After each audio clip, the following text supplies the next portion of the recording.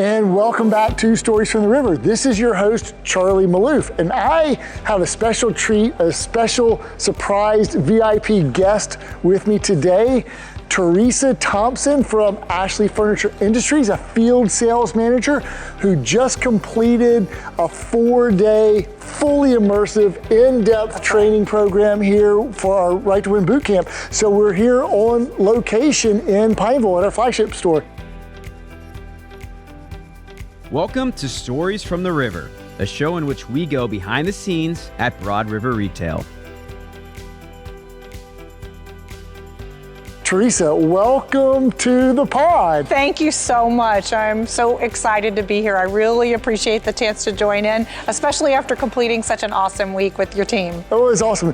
I love the glasses, by the way. Yeah. This is channel that energy, right? Yes, that's your statement. It is. It's my statement piece. So you just finished 4 days of intense immersive training. Yes. And I think you're talking through like 95% of it and really engaging and keeping the audience going. So I was a little bit nervous about getting you at the very end, like what will her energy levels be? But well, let's see how we go. I aim to please. Okay, I think we can bring it. I love it because I was told that like your energy from 9 a.m. to 2:30 p.m. is no different. That's right. It's part of the game, right? You have to bring it all day long. Okay, so let's just we're getting into it. So you're a field sales manager for Ashley Furniture Industries. That's correct. Okay, fantastic. Now, how long have you been with Ashley? So I've been with Ashley for 1.5 years. Okay.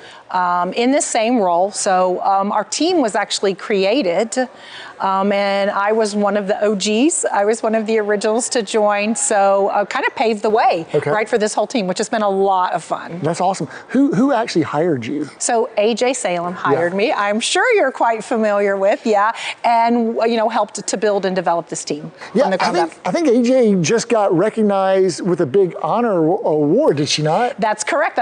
She is a nominee, as a matter of fact, and fingers crossed we will know, right, the final winner at High Point. By the time this airs, AJ, we might be saying congratulations on your award. It could be.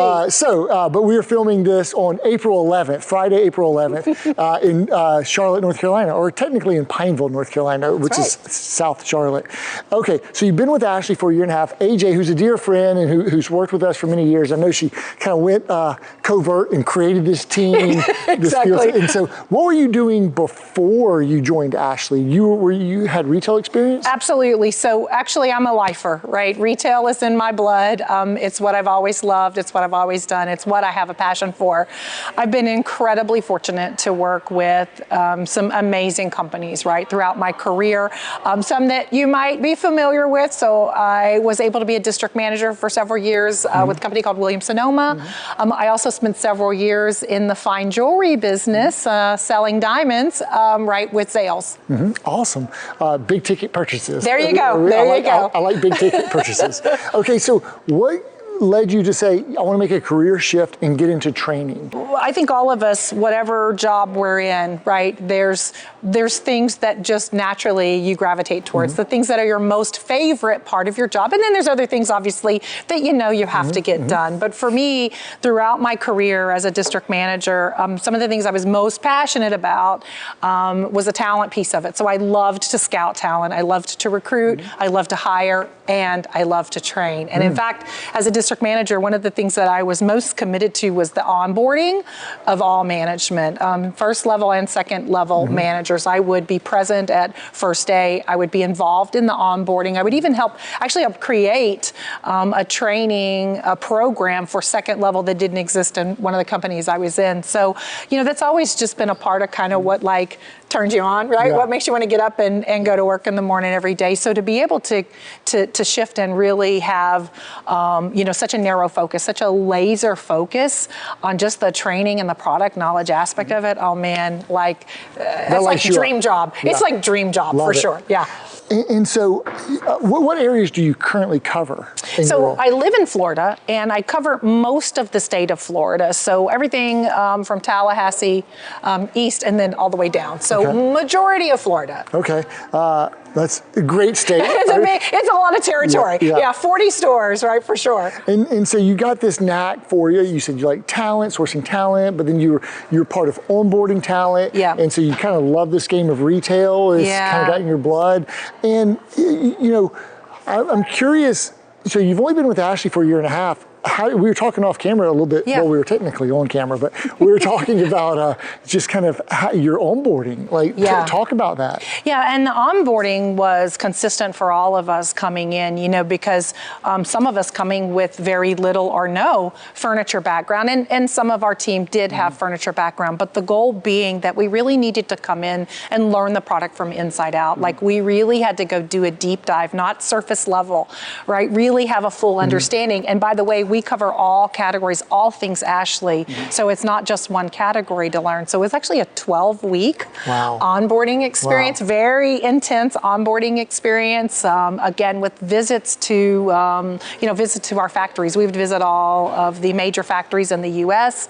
We were learning, right? We were asking questions. We would stand on the assembly line, as a matter of fact. There were times that we could go and stand shoulder to shoulder. We would watch, right? We would watch our furniture being made in front of our eyes, but it allowed us to ask questions, right? We were able to get more of a, right, instead of just that eagle's eye view, we were able to really get in and see up close, up front for ourselves. You might recognize that at Ashley's dirty fingernail, right? Value, right? We went and saw for ourselves, like we dug in. We didn't just take someone's word for it. What are the domestic factories? So there's Arcadia, Ecru, Advance. Yeah, so we've seen several of them. As a matter of fact, we've been to the Mississippi factories, right? We've been to the Wisconsin factories, and we're fortunate enough, we're actually going to be in Advance in a few weeks. So we're excited to see that as well. And so this training boot camp, I've heard great success, like that you guys have gone in, done these immersive trainings for companies, for licensees, I guess, and then afterwards, they just say, "Oh, the sales take off." How did this boot camp thing come about? And how many have you done? And what have been some of the results? This is a great question. So I definitely want to start with the origin story, because it's a little bit of fun. So we like a great origin story. Right, the origin story. It's a little bit of fun. So, or as our group was being developed, right, and we were going through our boot camps. Obviously, we were also at the same time working with the licensees to start to plan, right, some of our training, programs. So one of the conversations with one of the licensees, we're having a conversation about how our onboarding had went, and that we had done this intense, 12-week, and someone said boot camp. We had done this like a boot camp thing, and the term kind of stuck. So the licensee said to us, "Well, wait a minute, I want a boot camp too. Can you come maybe train the trainer, right? And we want a boot camp too, like a mini version of it." And that's really where this all started. So then we said to ourselves, "Hey, is there a way, right, to take this kind of approach that we have, where we touch on fundamentals across multiple categories, right, in a relatively short amount of time, and just teach the fundamentals and our Ashley rights to win, right, in a compressed amount of time." And that's really how boot camps were born. That's cool. You're not going to say who the licensee was? No. I'm not going to see how they say. The good news is word spread fast, right? And boot camps have now become, right, an incredibly efficient way to get, again, this is a lot of information compressed into, right? So the efficiency of this is really what's key. We touch a lot of people in a relatively short amount of time to get the impact that you're talking about. That's really how you see that spike that happens when we are able to come in and spend time with the teams and touch almost everyone, right? Across all teams, and local stores, will come together in locations, so that when the smoke clears and we leave, right, they're able to take that information, really utilize it in their guest interactions. And we absolutely have seen, I mean, it's not uncommon to see 20 and 30% spikes over LY. It's not uncommon to see, right, sales per guest. It's not uncommon to see close rates. In retail, we say LY, that means last year. That's same store comparable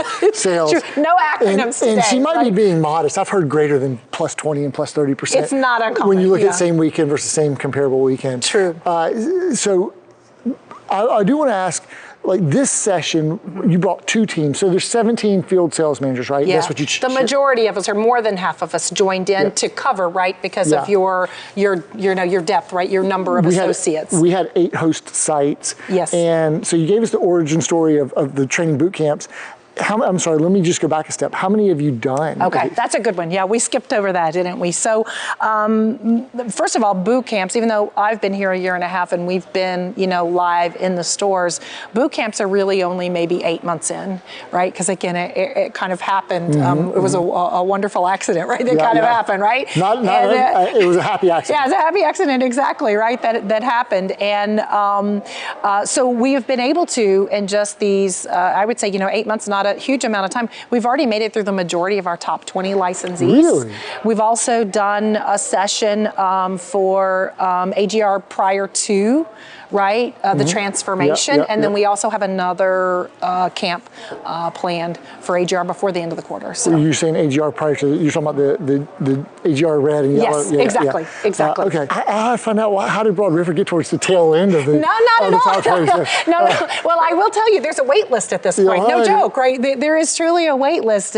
Again, I think as the realization, right, of the power of knowledge, the power of product knowledge, right, and also again the efficiencies that are built into this, it just started to make sense, right? Like it just makes sense. Well, I want to ask, so on these previous boot camps, is it one day? Is it multiple days? Because for us, it was a 5.5 hour day where we're running everyone through. So I want to just do you tweak that per group based off of the size of the group or how much time you have with them? So a little bit of both. So we sort of have, a framework, right, that we want to start with because that gives you a great place to start.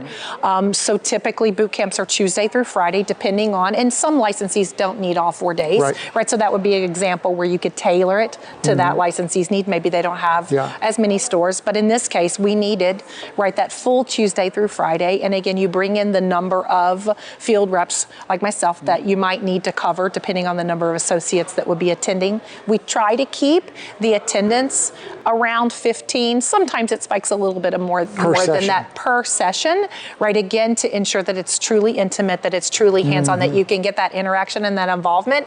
Because if you try to do it with a group of 40, some things can get lost in translation. So you ran through 4 sessions. I did. Was it about 60 people then? It was. So it was pretty close. I think I was closer to maybe 15 per session.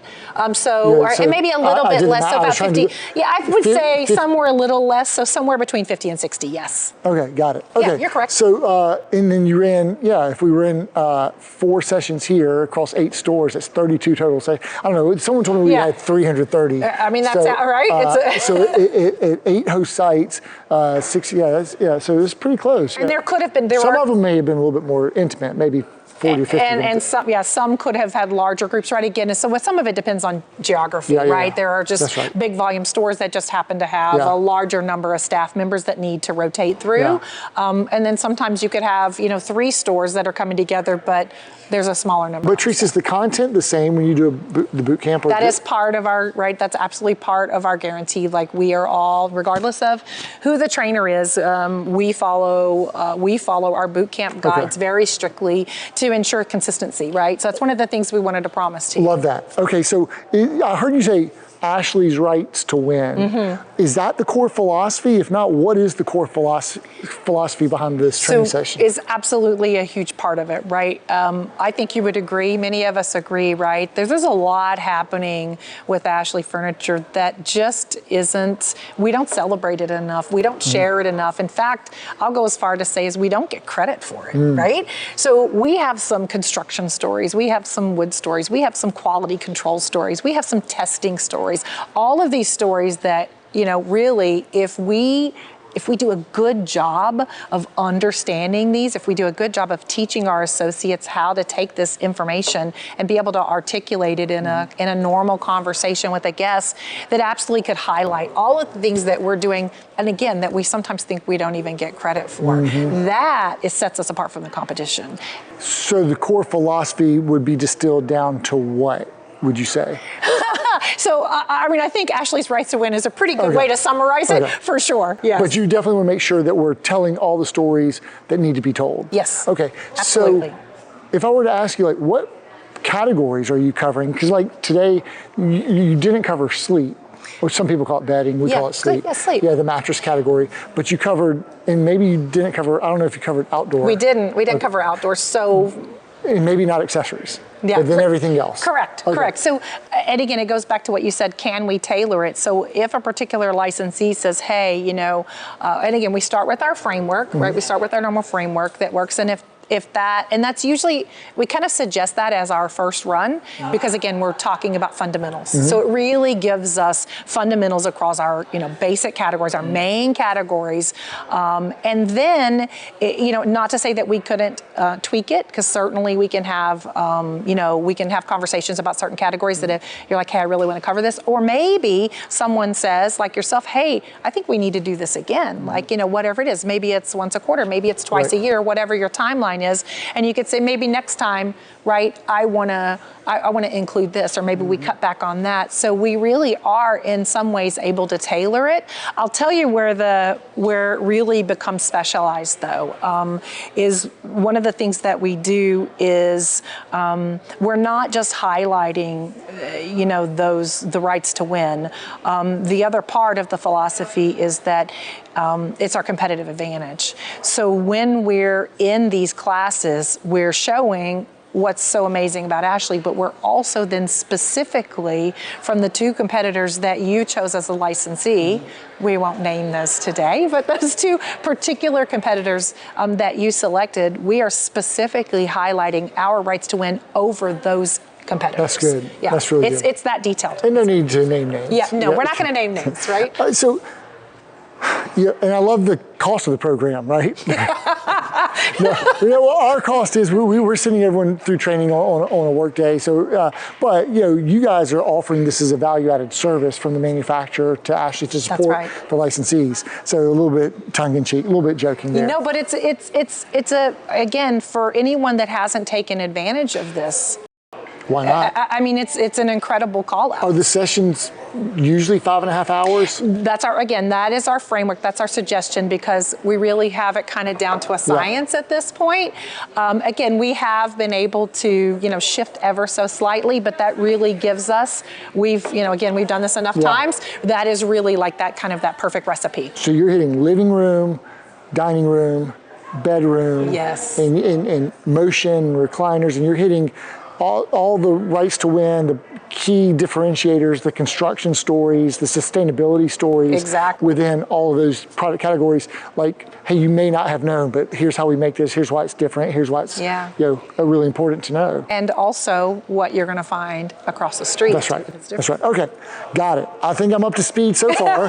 Now, you talked about initial success, on the days following. Yes. Has the success been sustained in the groups? That's a great question, and I actually really love that question, because one of the most fun phone calls that you get or emails that you get is when you have a licensee reach out and go, I can't believe it. Like, we are still seeing, we are seeing our increases over LY, our comparatives over last year. Wow. We're still seeing, continuous increases. And that's really what you're going for, right? Yeah. That's really, it needs to be something that's long lasting, something that's sustainable. Yeah. Well, we do this, and we have new people coming and joining our company, but we have people who we've spoken to today who've been here with Ashley for 7 years or 10 years or 11 years, and they're learning new stuff. And they may have considered themselves product experts before then. Absolutely. The way it was explained, I know what's on the parts I can see, touch, and feel, but I didn't always know on the insides or the construction elements. So that's a great additive approach. And I think the timing of this here in early April, as we're in between tentpole events, we're in between Moneyball months, as we like to call them. And so we'll have a sleep summit that we do twice a year. We'll do one of those in early May. And all of this knowledge is really taking us into the big tentpole for Q2 is Memorial Day selling season. So it's a great timing for that. Okay, so what do you hope each person walks away with after they leave this training? So really, this is about building confidence, right? So this is about like standing a little taller, walking a little, right, having a little bit of step in your game, right? Because you should be able to walk away with, confidence, but not surface level. Right. Like it's down in your core now. Like you are certain and you are sure and you know, that's right? And that hopefully, again, the goal is that changes the way that we interact with our guests, and we get more dynamic presentations, because that confidence is raised. Yeah. When your confidence elevates, your sales elevate. Interesting. We heard, we were speaking with Chris Barrier, and he said he actually thinks it's going to help his team's sleep sales. And I said, well, why is that? We didn't train on the sleep category. He goes, because they're going to have so much confidence on all the other stuff that they'll have more confidence to walk into a more complex product category and take that, because they already know that, that knowledge and take that with them. We might not know this, but I was told at the beginning that I needed to ensure that no matter what category I was in, I needed to connect it to sleep. Of course. We have certain pillars around here too. Right. We have certain rights to win as well. Okay.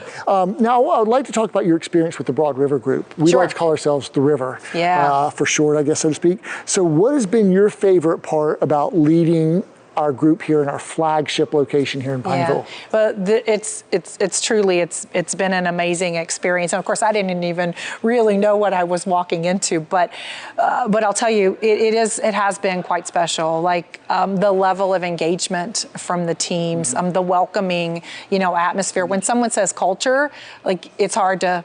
Right, it's hard to put culture into words, but it's that feeling, right? It's that experience when you walk into the store, and it's just been, there's a heightened excitement, a heightened engagement, just an all around amazing atmosphere. Like I couldn't have asked for anything better. It's truly been just a blast. I'm glad to hear you say that. I'm glad you had that experience engaging with the river, and we had so many positive just feedback comments on your energy, your engagement, your knowledge, your training.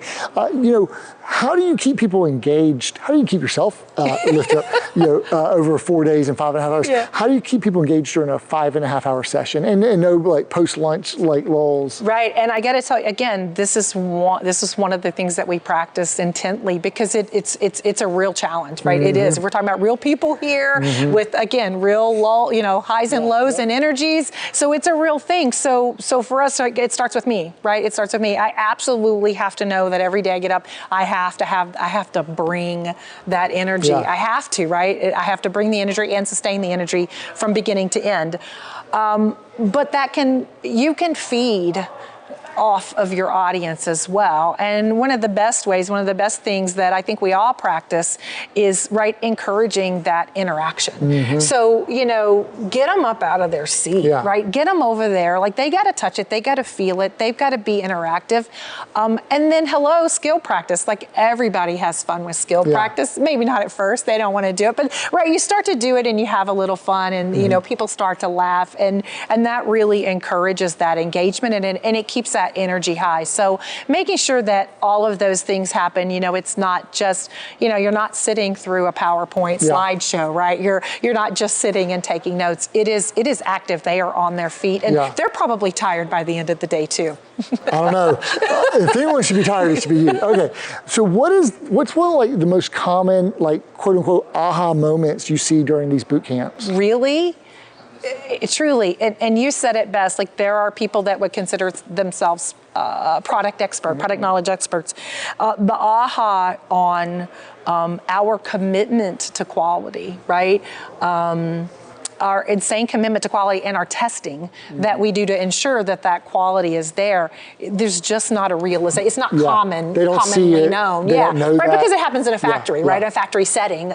So it's just not something they see every day. So to learn about that, to hear about that, really, most people are, the consistency in our finishes, the level of testing that we go through. They're truly wowed with it, and that's kind of a cool thing. Right? No, that is cool. I'm looking at these television screens screens, and we always play videos, and a lot of times they have in-store footage. We probably ought to show more factory footage. Maybe. Or quality testing footage. I mean, factories can be, but just to kind of show, tell those stories throughout, kind of really bring that from the factory floor. I know the Waniks pride themselves so much on just either driving cost out of the manufacturing so we can pass that along to the consumer, or adding value and quality and longevity and sustainability into the process, so that also gets added back to the customer. So both of those things are super, super important. I was gonna say, it's actually both, isn't it? Right? It really is actually both, right? And that is kind of our story, right? Because we're the manufacturer, right? We can control, right, the components that go in, right, that determine the design, that impact the overall cost, but we still never sacrifice quality with all that. So it's a beautiful story. We can say so much there, but I'm going to try to move myself on here. Teresa, not to be self-serving with this question, and well, let me ask this question first. Do you guys always survey your folks after the boot camps? So we do, and actually even in our normal store visits. So after any training session, whether it's a normally scheduled training visit or whether it is an organized, boot camp session, after each session, we ask and we have the attendees scan a QR code, and they do fill out, and we really encourage them to take time. You don't want like the one sentence answer, like really give us the feedback, and because right, we can continually improve as well, right? But we want to know what they loved. We want to know what we can do better, and we get tons of feedback. So we collect an amazing amount of feedback, again, which is needed to ensure that we're on the right track. And are those some of the questions, like what did you love? How can we improve? Is it all open-ended feedback, or do you give a number like 1 through 10? So we don't. So we've talked. This is a good subject of conversation. So we've talked about this a lot. So some of the fields are what you would expect. So their name, the date, the place of training, that sort of thing. But when it comes to the feedback itself, it's incredibly open-ended. It'll be a one-sentence question like, what did you learn that you might share with a customer? But it's very vague and very broad. And so usually, I encourage the participants, hey, would you take a few minutes? We'd love any feedback you have, good, bad, or ugly, right? Share all your feedback with us, so that we can ensure that we're getting some well-rounded intel in terms of their experience with it. Well, I know that can be a gift, right? Feedback is a gift. Yes. And to get that, so I will encourage our folks to really make sure we have a high participation rate. We'll survey them as well. We'll be happy to share that feedback with you and what we get, but also we'll encourage them to take your surveys as well and to share that with you, because that can be valuable. And the quicker they can do it, the better. Or they can do it this weekend after they have some great sales success. Maybe they might change their right. That's right. Okay, now I want to ask the question I was about to ask earlier. Not to be self-serving, but just to get your honest opinion, what do you think sets the Broad River group apart from other groups you've taken through? And I'll tell you, again, we've been so fortunate to work with so many amazing teams, and it really, you always walk away right on a high when you come off of these things, which is really great for me. But I go back to what I said earlier, like there is something special, right? There's something special here. So that culture that you have clearly created, right, that exists here, that you can just tell people care. You can tell that they care, and that they genuinely want to learn and want to be involved. It makes your job so much easier as a trainer if you don't have to, if you've got willing participants. Well, what I have found is there's so many elements that go into culture. First of all, you have to have the right compensation and an attractive compensation plan and program, especially when you're in commission sales. You have to have a way to progress and to earn recognition and promotions. And we have that for our sales force, right? With our HFA to HFC to HFP to HFE. And we've talked about that on this podcast. You got to celebrate the wins. That's always important. And you got to have great perks. But people also like to be invested in. And so continuous learning, this is so critical to enhancing and adding to our culture and to the culture of the entire licensing network. And then, make it feel like home, make it feel like a second home or another family, because that's super important to folks as well. I wish you could have seen some of the, right, because you really saw that when you look in the audience, right? You really saw the relationships were there, right? Like, so, right, people that, even if they didn't work in the same store together, right? It crossed, it was boundaryless, right? It was boundaryless because they That's were, right. you know, they, I like that word. You could just feel like that connection. Yeah. And it was almost like a family for people that had maybe seen each other face to face for all. It was like a family reunion. They may see each other at some of our summits, at some of our galas, or they might talk to each other on Voxer, or they might see each other on the leaderboard or the numbers and compete with each other, or they may have been in a retail 101 class together. So we do really get that cross-store, intra-region and inter-regional kind of collaboration. Collaboration is one of our 5 core values, and I think that kind of gets some spontaneous combustion of ideas and whatnot. Right. So, yeah. Well, you could feel it for sure. It was a lot of fun. I'm sure you're going to fly home tonight, and hopefully you get some good rest this weekend. Are you on the road most weeks?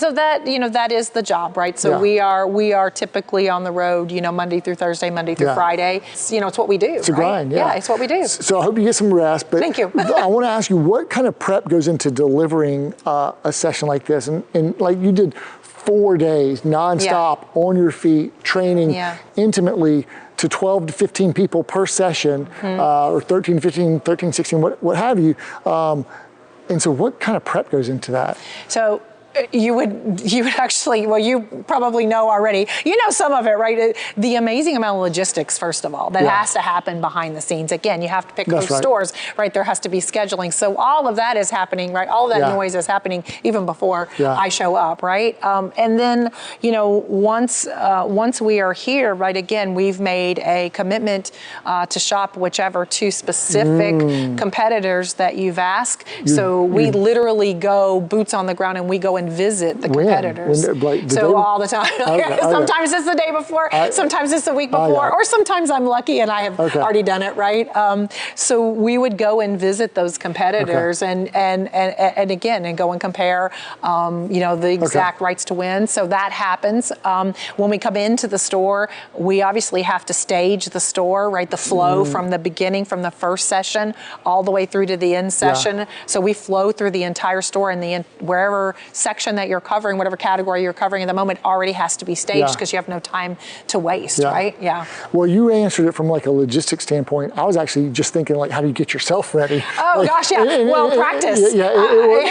From your knowledge, from your energy, from just it's a bit of a grind. You're on the road and you're a road warrior. But it's never the same day. So, we obviously spend the majority of our time. Interesting that you say it's never the same day, because it's the same content every day, but you are somehow able to make it unique, fun, different each day. It is. That's what you love about people that have been retail their whole life. That's one of the things you love about retail. You never repeat the same day twice, right? But, for us, although we spend the majority of our time in the stores, remember, right, there are times that we are in the factories, right? We are learning, we're seeing, so we have lots of education calls. In fact, oftentimes Fridays we commit, we block out an amount of time that's committed, to deepening our education, furthering our education. We're actually going to go visit a leather factory, believe it or not, in Chicago at the end of May, which is going to be amazing. So, it's continuous improvement, right? It's continuous development that goes into keeping us